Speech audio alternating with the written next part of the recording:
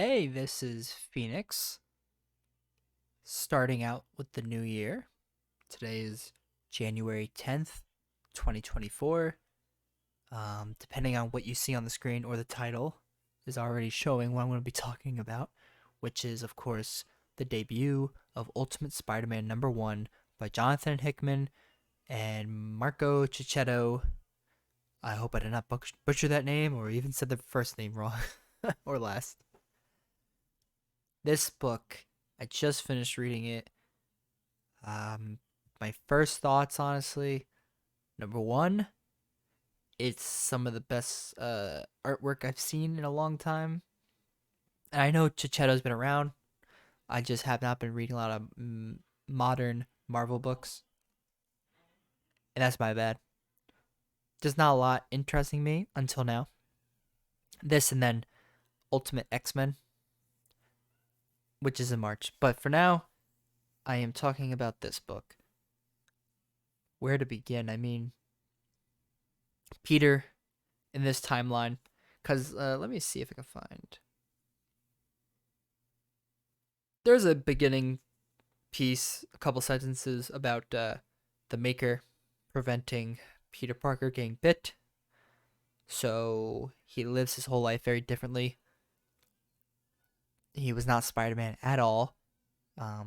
Spoilers, he's Spider-Man by the end of this book at the age of 35, and he is married to MJ and has two kids, Richard and May Parker. He works at the Bugle the whole time, and I believe the person in charge, ironic or not ironic, but it just is his uncle Ben is still alive because he would not be in that position for that oh so famous robber back in Amazing Fantasy number 15 to kill Uncle Ben. And it's a weird dynamic seeing Uncle Ben throughout the book. Just looking back at the pages of them talking about this, I'm gonna show some hopefully post edit. It does start in January, so that's pretty fun. They calculated that, and just, oh man, Peter looks.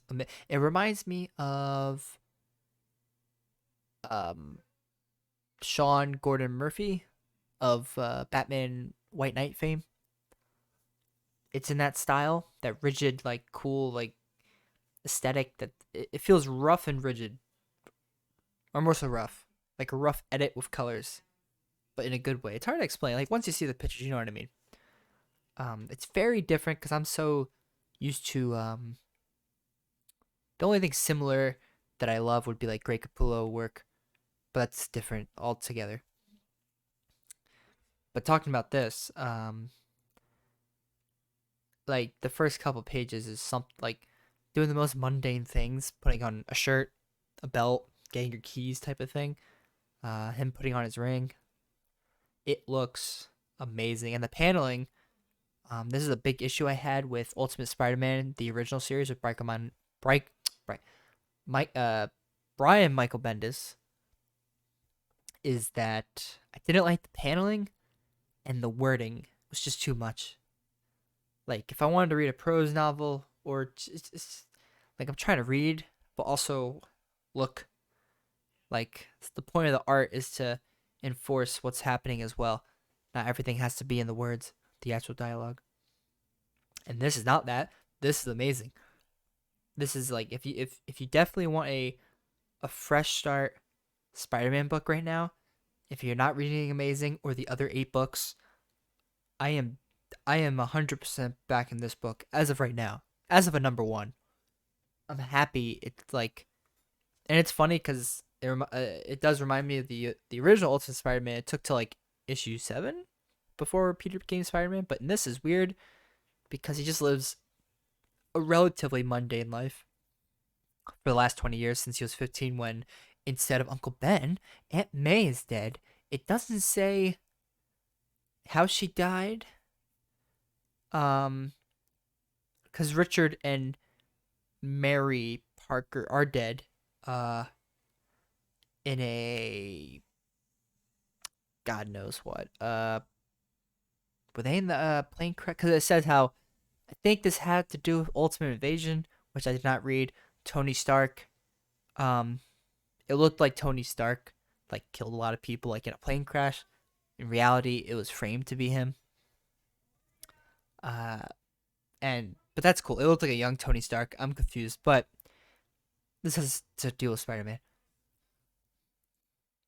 Not a lot crazy thing happens. It's just showing what this world is like, and it's amazing.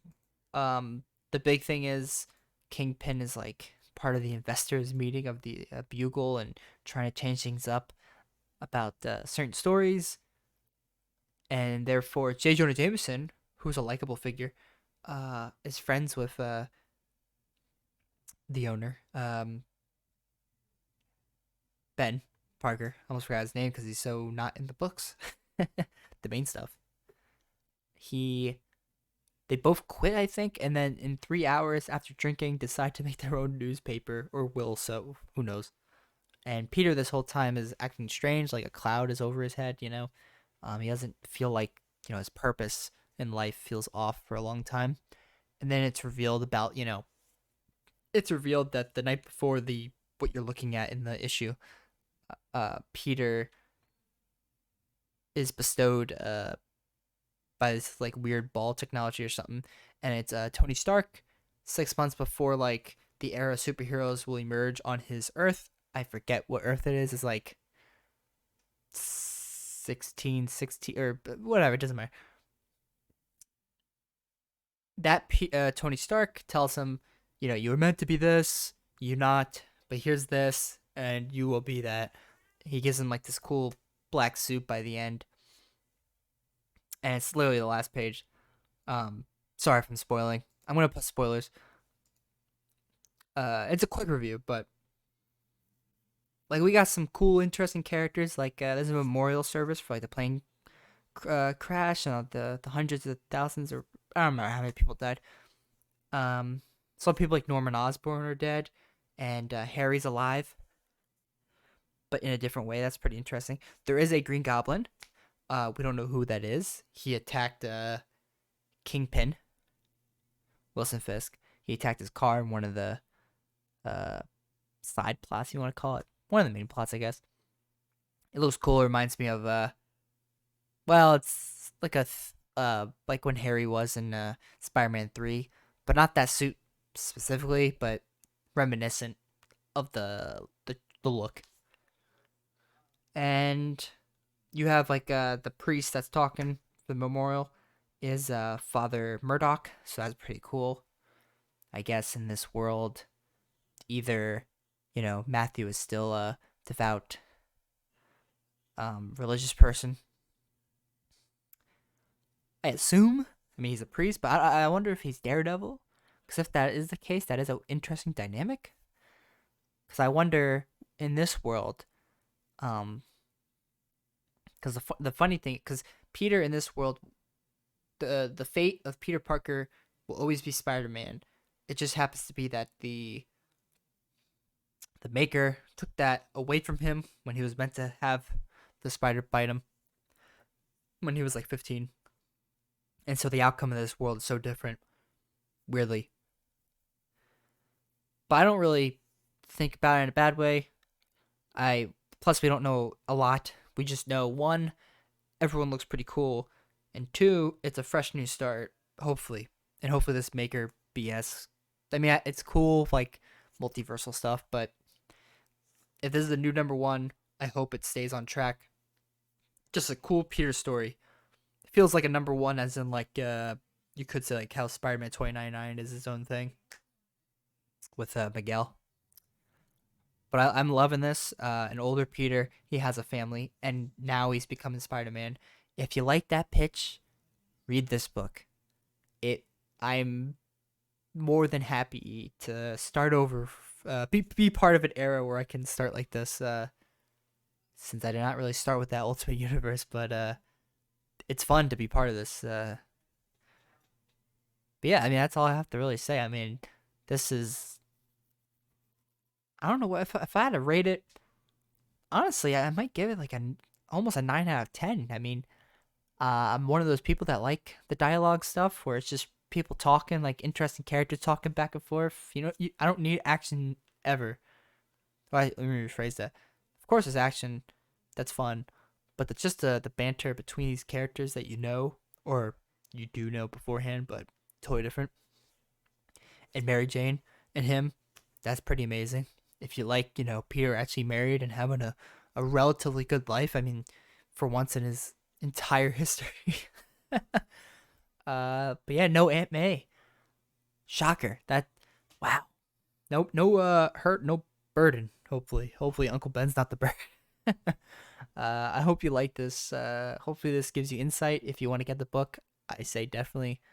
Um, Let me know how you like it in the comments. Like and subscribe, and I'll see you again.